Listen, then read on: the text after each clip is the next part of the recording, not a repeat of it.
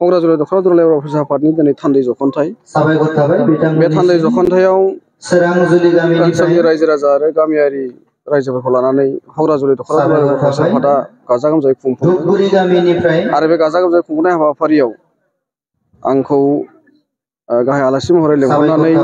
जा मोनसे बाथ्रा बुंनायनि खाबु एबा रायजोफोरखौ सावरायनायनि खाबु होबाय बेनि थाखाय आङो गिबियाव क'क्राझार दख'रा दुलाराय बर' फरायसा आफादनि दैदेनगिरि बिथांमोनखौ साबायखर बावदों आरो बे हाबाफारियाव फैनानै रायजो राजाफोरनि गोबां बेबायदिनो अभाब अभियोग जेरैबायदि हा हुनि जेंना फरायसालिनि जेंना आरो बिटिआर एक्सटेनसन आरो बिटिआर एकर्ड 2020 मायथाइनि 23 जानुवारि जालांबाय बे जालांनाय एकर्डनि बा गोरोबथानि जि माखासे दफाफोरखौ मावफुंनाय बे गासै हाबाफारिखौ लानानै बेयाव गोहोमै सावरायनाय जादों आरो बेयाव आं बाहागो लादों आरो बाहागो लानानै रायजो राजाफोरनो बेखौनो फोरमायदों जे फैबाय थानाय समाव बिटिआर एकर्डनि जि माखासे दफाफोर बे दफाफोरा मोनफा मोनफा मावफुंलांजागोन आरो बेखौ जोङो जेरैखि जायाबाबो दुलाराय बर' फरायसा आफाद हिसाबै सरकारखौ नारसिननाया दासान्दि सोलिबाय थादों आरो बेयो जेब्लासिमहालागै दफाखौ आबुं महरै आसाम आरो भारत सरकारा मावफुंनानै होआ अब्लासिमहालागै दुलाराय बर' फरायसा आफादा बेखौ मावफुंनो थाखाय दाबिखौ लाखिगोन आरो बे दाबि बायदियैनो बे दाबिनाय बायदियैनो गोबां समाव गोबां बेबायदिनो दफाफोरा मावफुंजादों बेनि गेजेराव जों बुंनो दिनैनि थारिखआव जों बिसिम सौफैनो हाबाय बिसिम बुंफैनो हाबाय बिटिआर एकर्डनि मोनफ्रोमबो दफाफोरा फ्राय एसेबाबो गासैबो मावफुंजानायनि फारियाव फैगासिनो दङ 3.1 आव थानाय गामि सोसननायनि जि मोनसे दफा बे दफा बायदियैबो आसाम सरकार आरो भारत सरकारा जोंनो 47टा गामिखौ दिनै सोसननानै होबाय आरो बे 47टा गामि सोसनखांनायनि उनाव जि 19टा गामि सोसननायनि खोथा दंबावो बे 19टा गामिखौ खोब खम समनि गेजेरावनो सोसननानै होगोन आरो बेनि उनाव माखासे गामि जि थाबावगोन बेखौ आसाम सरकार आरो बिटिआर सरकारा लोगो नांनानै खनसेनो सुफुंनानै होगोन होननानै होनांगौ होननानै जोङो दाबि दैखांदों दुलाराय बर' फरायसा आफादनिफ्राय आरो फैबाय थानाय समाव फरायसालिनि जि जेंना बे फरायसालिनि गासै जेंनाफोरखौ नांगौ रोखोमै सुफुंनायनि जि हाबाफारि जि राहाफारि सरकारा लानांगौ बेखौ थांनाय गोलाव समनिफ्रायनो एकर्डनि उननिफ्रायनो दुलाराय बर' फरायसा आफादा गोबां समाव गोबां बेबायदिनो सरकारजों सावरायनायाव मोगा मोगि जाबोदों आरो दाबि दैखांबोदों जेरैखि जायाबाबो स्कुलनि एबा फरायसालिनि जि माखासे जेंनाफोर दङ बे फारि फारि सुफुंजानांगौ आरो बे सावरायनायनि गेजेरजों आसाम सरकारनि सोलोंथाइ बिफाना बुंनानै दोनदों बा आसाम सरकारा बुंनानै दोनदों जेरैखि जायाबाबो गंजि बे कलेजा सरकारि खालामजाखांनायनि उनावनो हाई सेकेन्डारि लेभेलखौ सरकारि खालामनाय जागोन आरो बेनि उनावनो गोजौ फरायसालि बिनि उनावनो गेजेर आरो गुदि फरायसालिखौ सरकारि खालामनानै होनाय जागोन आरो बेबायदिनो मोनफ्रोमबो सावरायनायाव सरकारा दिनैसिमहालागै बे गंजि कलेजा जेरैखि जायाबाबो सरकारि जाग्रोनायनि उनावनो गोजौ फरायसालिजों लोगोसेनो गोजौसिन फरायसालिफोरखौ सरकारि खालामनायनि जि माखासे बाथ्राफोर बुंदों बेखौ जोङो नेनानै दङ आरो फैबाय थानाय समाव खम समनि गेजेरावनो जुदि बे जि जेंनाफोरखौ सुफुंनानै होआबा दुलाराय बर' फरायसा आफादा नांगौ रोखोमै बेनि राहाफारिफोरखौ लागोन आरो बेखौ थि खालामनानै दोननाय जादों बेनि उनाव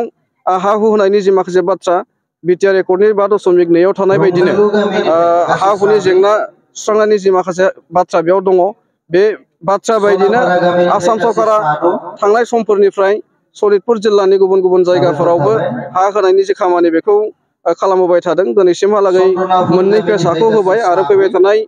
जानुवारि दाननि 15 अक्ट'नि गेजेराव 3 खोलोबनि जि मोनसे हा होनायनि हाबाफारि बे हाबाफारिखौ खुंफुंगोन होननानै जोंनो सरकारा मोनथिहोदों आरो बेबायदिनो जोंबो लुबैजादों आरो बे 15 जानुवारिनि जि मोनसे हा होनायनि 3थि खोलोब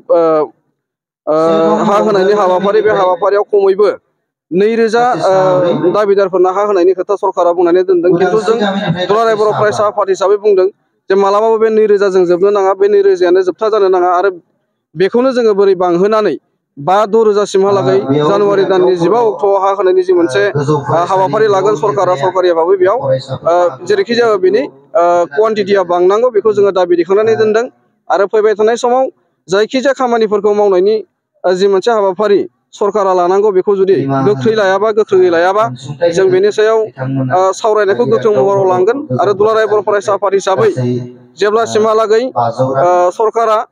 मोनफ्रोमबो एकर्डनि दफाफोरखौ मोजाङै सुफुंनानै होआ बा जिबायदि लासै लासै दफाफोरखौ सुफुंनायनि राहाफारिफोरखौ लादों बेबायदिनो लासै लासै थांनानै गोबाव खालामलाङोबा दुलाराय बर' फरायसाफोरा बेखौ सहायनाय नङा होननानै जों गोख्रों रावै बुंनानै दोनदों आरो सरकारखौ जोङो नारसिननाया एसेबो खम जायाखै आरो बे सरकारखौ नारसिननाय जे माखासे हाबाफारिफोर दङ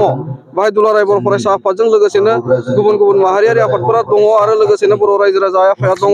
आरो बिथांमोननि मदद आरो सहाय सहयोगखौ लानानैनो दुलाराय बर' फरायसा आफादा सिगांलांबाय थागोन आरो बेनि अनगायै जि माखासे दफा मावफुंनायनि बाथ्रा दिनै आसाम गभर्नमेन्टआ बुंदों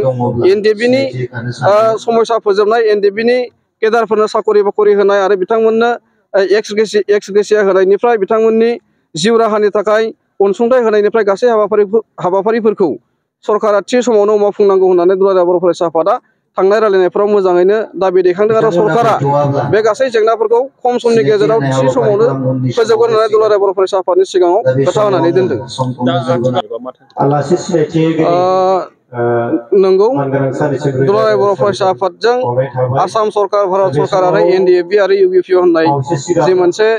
जथाय मोनसे सावरायनायनि गेजेरजों मोनसे एकर्ड जालांबाय 2020 मायथाइनि 23 जानुवारियाव बे एकर्डनि 3.1 दफानि बायदिब्ला जेरैखि जायाबाबो 6 दाननि गेजेरावनो गासै गामि सोसननायनि हाबाफारिया जोबनांगौमोन नाथाय बे 6 दाननि गेजेरावनो गामि सोसननायनि जि मोनसे हाबाफारि बे जोबनांगौमोन बे जोबैखाय सनितपुर आरो बिश्वनाथ जिल्लानि रायजो राजा आइ आफाजों लोगोसेनो आसाम नाङैनो बर' माहारिया दुखु मोननाया थारैनो दङ आरो बे दुखु मोननायखौ जोंबो दुलाराय बर' फरायसा आफाद हिसाबै मोनथिगौ मोजाङैनो जोंबो गोसोआव दङ बे गासै खामानिफोरखौ 6 दाननि गेजेरावनो मावफुंनांगौ होननानै दुलाराय बर' फरायसा आफादजों लोगोसेनो एनडिएफबि बिथांमोना बुंबाय थादोंमोनब्लाबो सरकारा बे खामानिखौ मावफुंनायाव एसे लेहेम खालामदों आरो बे लेहेम खालामनायखौनो नोजोर होनानै फैबाय थानाय 2024 मायथाइनि एमपि इलेक्सन जि फैगासिनो दङ बे एमपि इलेक्सननि सिगां जेरैखि जायाबाबो गामि सोसननाय एबा सिमा बारायनाय हाबाफारिया जोबनांगौ होननानै दुलाराय बर' फरायसा आफादनिफ्राय दाबि दैखांनानै दोननाय जादों आरो बे दाबि दैखांनायनि सिगांनो भारतनि नखर मन्त्रि अमित शाह बिथाङा दुलाराय बर' फरायसा आफादनो खोथा होनानै दोनदों जेरैखि जायाबाबो 2024 मायथाइनि सिगांनो बे गामि सोसननायनि गासै खामानिफोरखौ जों आबुङै मावफुंगोन आरो बिटिआर एकर्डनि गासै दफाफोरखौ जों मावफुंगोन होननानै बिथाङा जोंनो खोथा होनानै दोनदों आरो बे खोथा होनानै दोननाय लेखायैनो दुलाराय बर' फरायसाफोरा दिनैसिमबो नेनानै दङ जेरैखि जायाबाबो 2024 मायथाइनि एमपि इलेक्सन एबा लकसभा जि मोनसे बिसायख'थि बे बिसायख'थिनि सिगांनो गासै दफाफोरखौ मावफुंनानै होनांगौ बेखौ जों दिनैसिमबो गोख्रों रावै भारत सरकारखौ बुंनानै दोनदों। सम बायदि जायाखै होननानै जों दुखु मोननानै जोङो खुद्रिनांगौनि जेबो बेबायदि बाथ्रा गैया जोङो एसे सहायनांगोन एसे जोङो हमथानानै थानांगोन जों गावखौनो बुजायनानै लानांगोन जेरैखि जायाबाबो जायखिजाया मोनसे खामानिखौ थि बायदियै मावनो हायाखै होननानै जों जुदि जोंनि दुखु मोननाय जोंनि गाज्रि मोननायखौ जों जुदि सरकारनि खाथियाव लांनानै जुदि होख्रावोबा हयथ' बिथांमोना जोंनि बे मावनो लानाय गासै खामानिफोरखौ एसेबाबो दिंग्राय दिंसि खालामनानै गोबाव खालामनो हागौ बेबायदि मोनसे फोथायनाय हयथ' रायजो राजाफोरनाव थागोन आरो बै फोथायनायखौ लानानैनो जोङो जेरैखि जायाबो मोनसे बिसास आरो मोनसे फोथायनायजों जोङो थांनांगोन आरो बे फोथायनायखौ लानानैनो जों जेरैखि जाया एसे नेनानै